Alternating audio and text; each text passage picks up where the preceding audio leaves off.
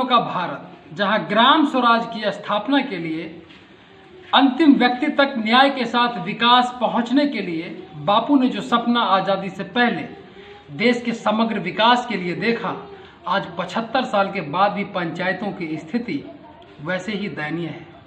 यह कहना भारत के पूर्व प्रधानमंत्री डॉक्टर स्वर्गीय राजीव गांधी का था कि दिल्ली से चला हुआ 1 रुपये गांव तक पहुंचते पहुंचते 10 पैसा हो जाता है। जिस देश के प्रधानमंत्री भ्रष्टाचार पर इस तरह की टिप्पणी करते हों, उस देश के विकास के पैरामीटर्स को आप अनुमान लगा सकते कि उनकी बातों में कितनी ज़्यादा संजीदगी थी। इसी बीच हमारी यात्रा पहुंची है समस्तीपुर के रोसड़ा प्रखंड में हम हैं। रोसड़ा प्रखंड में ग्राम पंचायत राज चकथात पश्चिम, जहां एक दूरदर्शी, एक समाजसेवी और अपने जीवन में कई मामलों में अपनी सामाजिक दायित्व और अपनी सामाजिक जिम्मेदारियों का निर्वहन करने के बाद एक राजनीतिक कार्यकर्ता की भूमिका में आए तो जरूर हैं, लेकिन मन में कहीं ना कहीं विकास ही विकास दिख रहा है और अपने क्षेत्र के लोगों को समथिंग बैक टू सोसाइटी करने का ही इरादा है। सबसे पहले सर, आपका कार्यक्रम में स्वागत है जी। आप हमें ये बताइए कि आप अपने जीवन के लगभग अंतिम दौर में ही चल रहे हैं। 55 साल के बाद लगभग अंतिम दौर ही कहा जाता है। ऐसा क्या लगा कि एक सामाजिक कार्यकर्ता की भूमिका और सामाजिक जिम्मेदारी का निर्वहन एक सामाजिक कार्यकर्ता की भूमिका में कम लग रहा था? आपने राजनीतिक कार्यकर्ता की भूमिका में चुनाव में आकर अपने विशेषाधिकार को लेते हुए समथिंग बैक टू सोसाइटी करने का प्रयास किया। क्या सोचकर आप राजनीति में आए?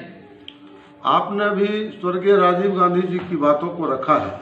जिस समय राजीव गांधी जी प्रधानमंत्री हुआ करते थे, उस समय मैं कांग्रेस का कार्यकर्ता हुआ करता था और 87 उपचुनाव जब रोसड़ा में हुआ था तो उस उपचुनाव का सारा मैनेजमेंट रोसड़ा का मैं खुद किया था।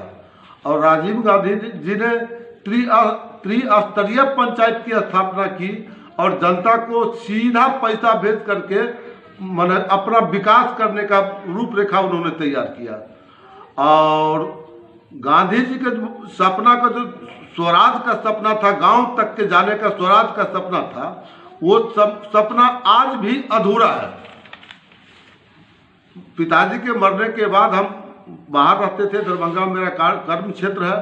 यहाँ आने के बाद मैं देखा जो राजीव गांधी जी ने जो सपना देखा था, एक वार्ड मेंबर, पंचायत सेवक, मुखिया, सबको बांट के अधिकार दिया था, बांट के हिस्सेदारी विकास करने का हिस्सेदारी दिया था। लेकिन देखा जो कि मेरे समाज को वो हिस्सा या हक नहीं मिल रहा है, इसलिए उसके विरोध में मैं कुछ कहना चाहा, बोलना चाहा या वर्तमान मुखिया के यहाँ भी इस बात को रखा जो ये काम होना चाहिए, लेकिन वो लोग इस पर ध्यान नहीं दिए। तो वो कौन सी मुख्य बातें हैं जो आपके आने के बाद प्राथमिकता के आधार पर आप उस 5 कामों को सबसे पहले करेंगे जो आज तक आपके पंचायत में इससे पहले कोई भी जनप्रतिनिधि नहीं कर पाए? वो 5 कामों का जिक्र करें। पहला काम तो है जो हम दरभंगा से आए थे 4 साल पहले आम सभा में, जिस समय नीरज बबलू विधायक हुआ करते थे, रामचंद्र पासवान जी, स्वर्गीय रामचंद्र पासवान जी सांसद हुआ करते थे। उन लोगों से हमारी बातचीत हुई तो मैंने कहा जो आप लोग तो नेता बन गए, हम आपकी सेवा करते हैं, तो आप हमारे समाज में भी कुछ दीजिए। तो नीरज जी बोले जो क्या चाहिए बोलिए आप। तो हम कहे जो गांव में एक हम पार्क की व्यवस्था करना चाहते हैं जो बच्चे उसमें खेल सकें। तो उन्होंने कहा जो अब हम लोग का कार्ड का विश्लेषण बढ़ चुका है, आप मनरेगा के द्वारा मिट्टी भराई का काम कर लीजिए, फिर हम लोगों को बुलाइएगा तो हम लोग आकर के वहाँ जिस हिसाब का वहाँ सिचुएशन रहेगा, स्थल रहेगा, उस हिसाब से वहाँ मैं स्थल पर घोषणा कर दूंगा। लेकिन मैं कहते अभी मैं आपको उसे स्पॉट पर ले जाऊंगा, जहाँ के लिए मैं दरभंगा से यहाँ बार बार आया, अपने जनप्रतिनिधि के यहाँ अपनी बातों को भिजवाया, संवाद दिया, लेकिन वो कार्य आज भी अधूरा है। और दूसरा बात हमने कहा जो कि श्मशान भूमि का रास्ता बनाने के लिए, श्मशान भूमि का रास्ता सरकार की योजना में शामिल है, जो वहां पर बैठने का जगह देना है, पानी पीने की सुविधा देना है, लेकिन वो रास्ता नहीं बनता है, लेकिन बांध के 25 में सोलिंग होता है। तो मेरा ये गांव है, मेरी ये जन्मभूमि है, जब मेरे जन्मभूमि का अधिकार नहीं मिलेगा तो फिर मैं चुप कैसे बैठूंगा। ये बताइए कि आज नीतीश कुमार का जो 7 निश्चय योजना था, जिस 7 निश्चय योजना को काफ़ी डिमांड के बाद काफ़ी लोगों से फीडबैक के आधार पर बनाया गया, उन 7 निश्चय योजनाओं में हर घर जल नल योजना था, गली नली योजना था। आप अपने पंचायत में 2016 में ये योजना शुरू हुई थी, अभी तक क्या देख रहे हैं? कुछ हुआ काम, या किस तरीके से क्या यह यहाँ भी संगठित लूट का भागीदार बन गया यह पंचायत? ये इसके बारे में थोड़ा बताइए। पहले तो ये योजना मुखिया लोग ही इसको चलाते थे, लेकिन बाद में जब इसकी शिकायत मुख्यमंत्री जी तक गई तो मुख्यमंत्री ने इसको पीएचडी के हवाले किया, और पीएचडी का जो काम अभी जो हुआ है उससे लगभग मैं 90% संतुष्ट हूँ। हाँ, कुछ वार्ड आज भी जो मुखिया योजना से शुरू हुआ था वो आज भी अधूरा है। अब जल नल हरियाली कहिएगा, मुख्यमंत्री जी का योजना पर साल 5 करोड़ पौधा लगाने का है, लेकिन मेरे पंचायत में आप पता कर लीजिए एक भी पौधा नहीं लगा है, एक भी पौधा नहीं लगा है, न रोड पर लगा, न प्राइवेट जमीन वाले का भी सरकार की योजना है, अगर हम लगाना चाहें तो 200 के यूनिट पर आपको गाछ मिलेगा, चापाकल मिलेगा, लेबर मजदूरी करने के लिए मिलेगा, एक भी नहीं मिला। हम अभी आ रहे थे, रास्ते में कई खराब रोड हमें मिले। क्या आपका जो ये गांव है ये विकास से काफी दूर क्यों है? क्या जो जनप्रतिनिधि हैं वो इस जगह को इंटरेस्ट नहीं लेते, या फिर ऐसी कौन सी बात है जिस वजह से विकास इतना पीछे चल रहा है आपके गांव में? अभी वर्तमान में पिछले लोकसभा रामचंद्र जी के मरने के बाद उपचुनाव हुआ था, तो हम लोगों ने अपने समाज के तरफ से उस वोट का बहिष्कार किया था, जो रोड नहीं तो वोट नहीं। और उसके तहत आज तक पत्राचार हो, ऑफिस जाने की बात हो, लगातार प्रयास के बाद 14 में महेश्वर हजारी जी ने जो योजना दिया था, आज तक वो योजना पूरा नहीं हुआ है, लेकिन कोई जनप्रतिनिधि इसके खिलाफ आवाज आज तक नहीं उठाया है।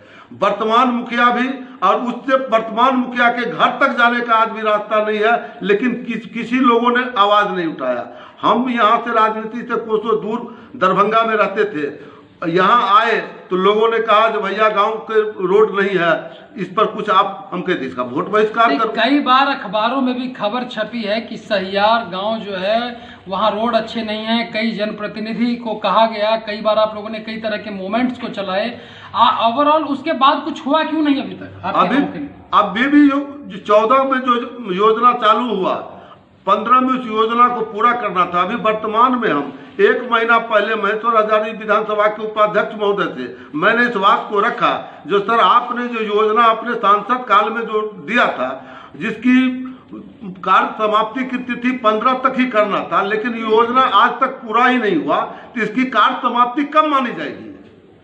तो उन्होंने कहा कि उस सब का सारा फेस आप लिख के दीजिए, हम विधानसभा में उस चीज को देखेंगे, लेकिन आज भी वो अधूरा है। आप आए होइएगा, देखे होइएगा जो तरक्की हमारी तरक्की। सर, अगर विधानसभाएं विकास का पैमाना होता तो फिर ग्राम पंचायतों की ये दुर्दशा थोड़े होती, और पंचायतों का मुखिया का चुनाव थोड़े सरकार को करवाना पड़ता, फिर विधायक जी और सांसद जी सब कुछ कर दिए होते। 790 सांसदों में तो कई सांसदों ने अपने एक गाँव जो गोद लिया उसको तो काम कर नहीं पाए, फिर ये क्या यहाँ ग्राउंड जीरो पे काम करेंगे? खैर, ये तो समस्याएं हैं।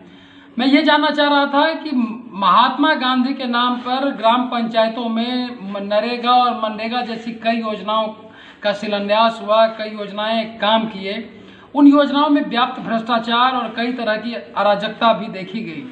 आप अपने लीडरशिप में जब आप आएंगे तो कैसे आप इन सब योजनाओं में अकाउंटेबिलिटी और ट्रांसपेरेंसी लाएंगे? अभी वर्तमान में तो मनरेगा में लूट का कारण का कुछ, इसका सरकार को भी मैं इस मामले में दोषी मानता हूँ, इसलिए कि मजदूरों का उचित मजदूरी नहीं है उसमें। तो जहाँ उचित मजदूरी नहीं मिलेगा तो भ्रष्टाचार तो होगा ही। और इसके कारण क्या होता है, जितने भी मुखिया लोग मनरेगा के नाम पर जॉब कार्ड तो बनवाते हैं वो मजदूर के नाम पर, लेकिन काम होता है जेसीबी और ट्रैक्टर से, और उसके एवज में क्या होता है, जो जॉब कार्ड होल्डर होते हैं उनको 100-200 रुपया दे दिया जाता है और औंठा लगा लिया जाता है।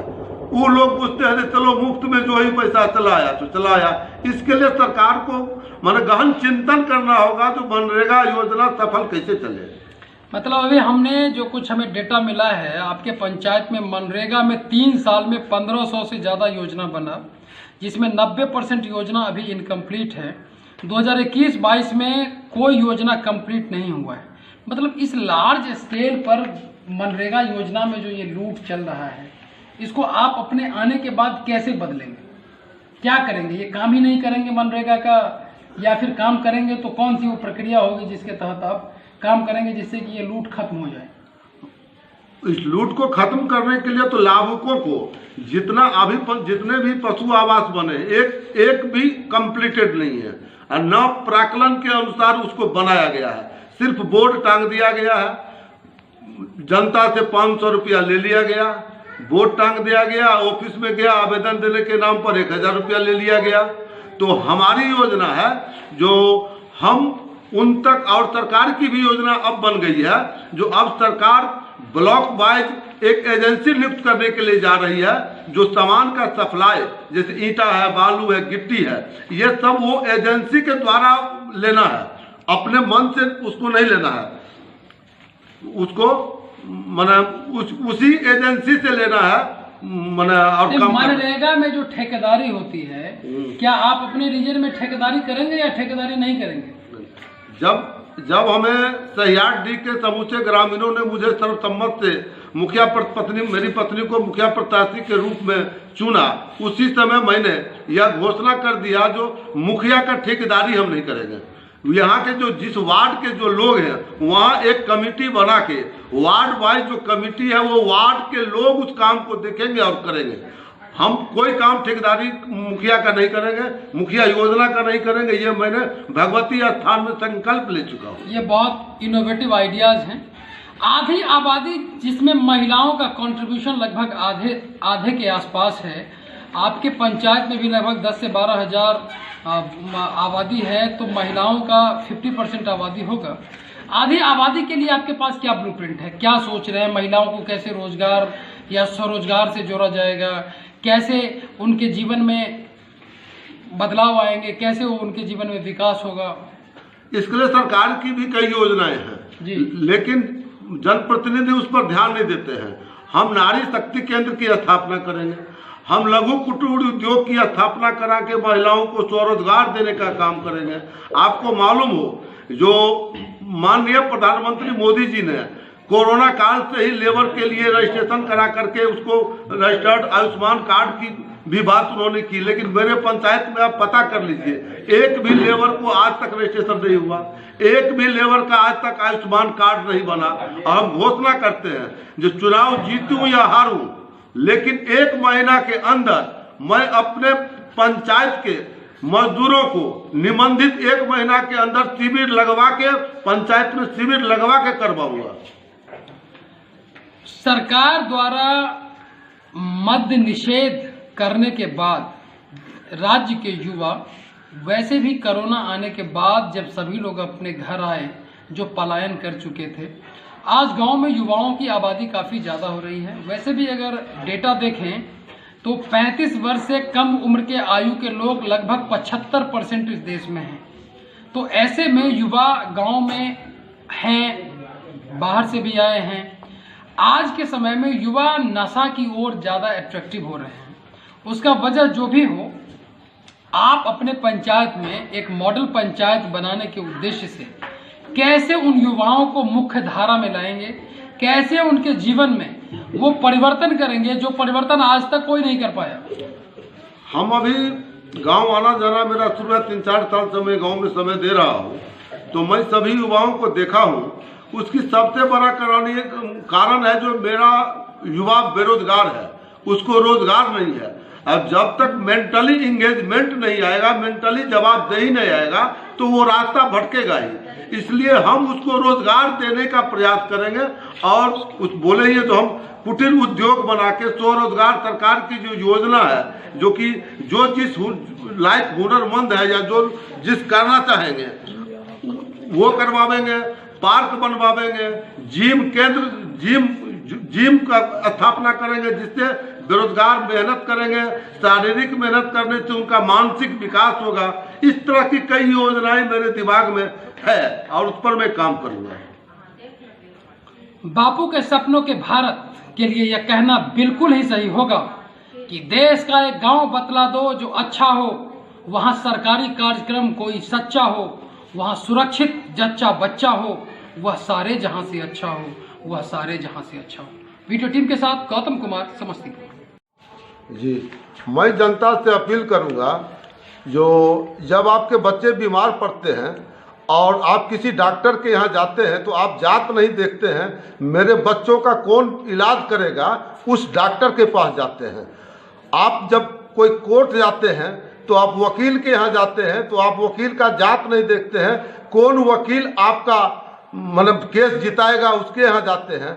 तो हम भी सब दिन बाहर रह के विकास का काम किए हैं और विकास ही मेरा मकसद है।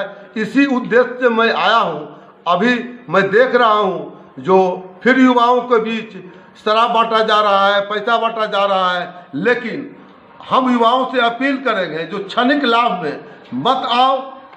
और हम नीलम देवी हमारी प्रत्याशी है और टेम्पू छाप मेरा 4 नंबर क्रमांक पर टेम्पू छाप मेरा पहचान है।